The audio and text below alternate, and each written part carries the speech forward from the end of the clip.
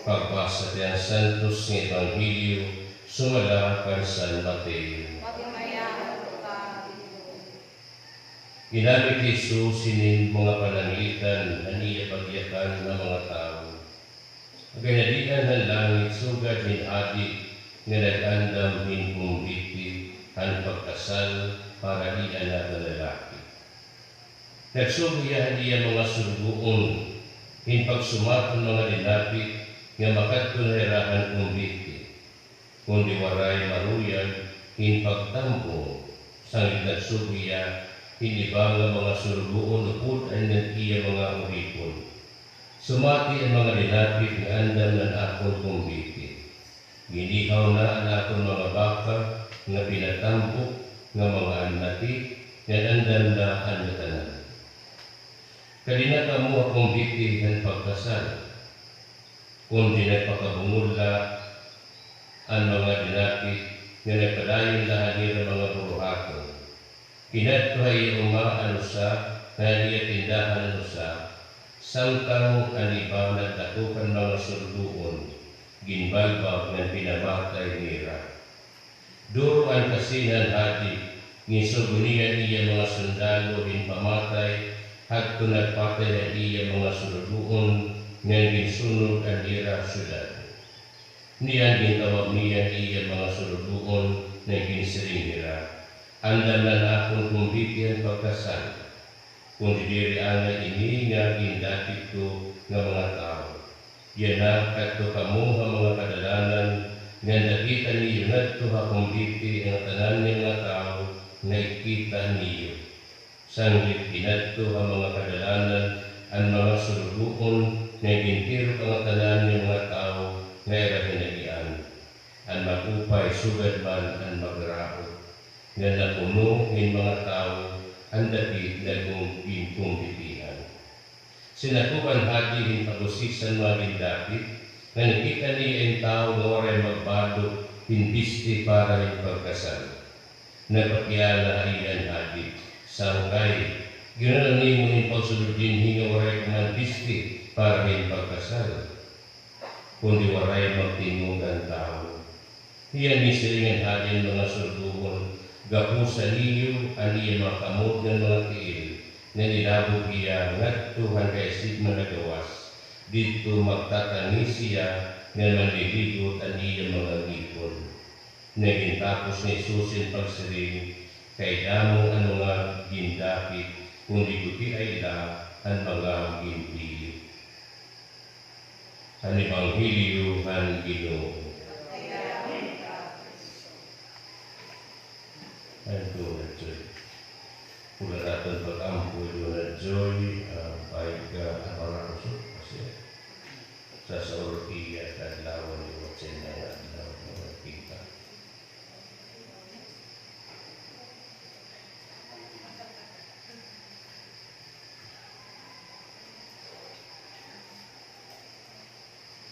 Iratun pagganan niya pag-intindi, pagkilala, pagkitaro, pagsabot. Itong pinadian sa Diyos, itong tawag, itong pagsulod, itong pagkalagay kay Kristo. Nga, pinadian sa langit, sugat din masulubon.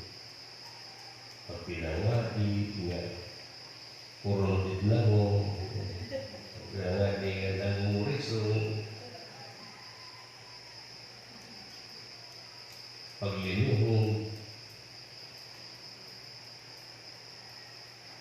pagtibala ng tuhod, udang pangatong pagsabot. Saan na sila tayo? Makulit at lasing yung pinapukit ay oreman na ito kalibangan. Makulit ang lasing yung pag-alagad. Puro sila kabiluhan. Derek. Dan atong ginbasa ng Ebanghelyo ni San Mateo Kapitulo 22, versikulo 1 nga 14. Di na sila.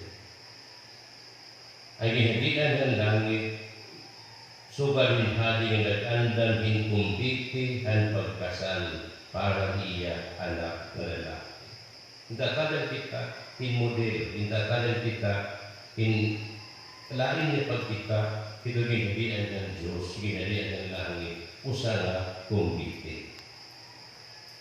Kung may kumbiti, ano ba? Ada may pagkaon, may pagsasaro, may saraya, may pagrayha,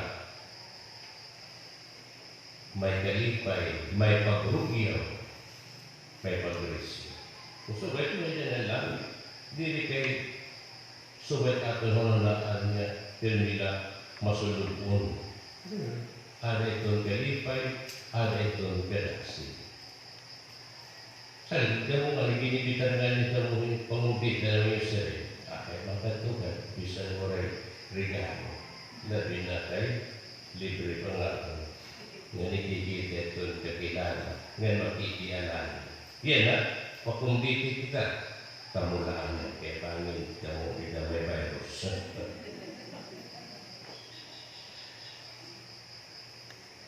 Kaya paglularin. Lularin nila yung kumbiti. Ito ang ginadiyan ng Diyos. Dili kayo kasulod kung na itong kalipay, ada itong kataksi. Kalipay nga lalim. Ano na kita? It is a blessed forever. Kalipay nga lalim. Ang kalipay nga diri na maagawa.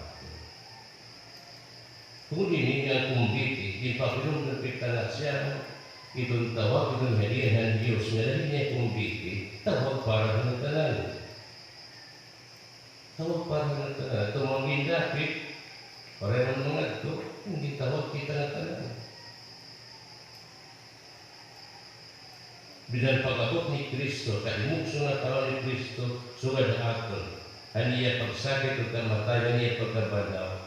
The kingdom of God is no longer to those chosen people of God, but the kingdom of God belongs to all of us. Ang pagsakot ng langit, ang pag-atinde, ang pakikusan ng kumbiti, huwag para ang tanan. Pero mo hindi yung araatan. If the kingdom is free for all, if the willing face is for all to enjoy, ano naging umara? Siyahan, magpatong kita na dahil doon panawagan. Magpatong kita na doon imbitasyon. Ang mga iba na itong kasal doon, RSVP. Ano ang RSVP?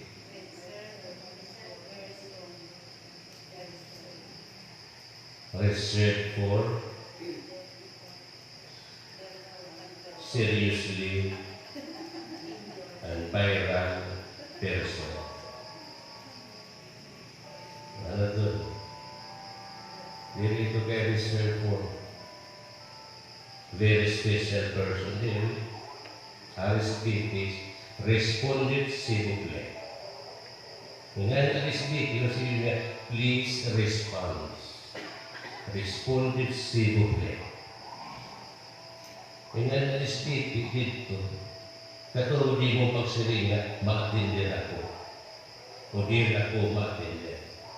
Ipaparesponse ka, kung makatlo ka, madayon ka ako diri. Kaya itong ako, iyahat na doon, iba. Kaya iniha. Ako itong respond is yun.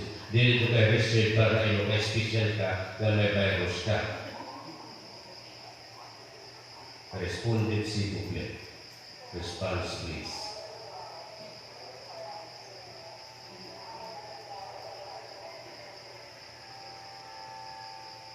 So respond. Ikalawa, ang ginawa na ako na magsulot kita, itong bago itong pagkasal. Kung dapat yung kasal na naka-swimming suit. Hindi na dito pamarigo. Kaya naman, ako di gilot, pwede mo kasal na ito ang beach. Di nga na ito ang swimming pool. Very awkward yung mga ito ka beach party at beach siya kasal kaya mga protestante. Nagkakuang ka. Tuxedo. Kasi may gintalaan niya klase itong panahon.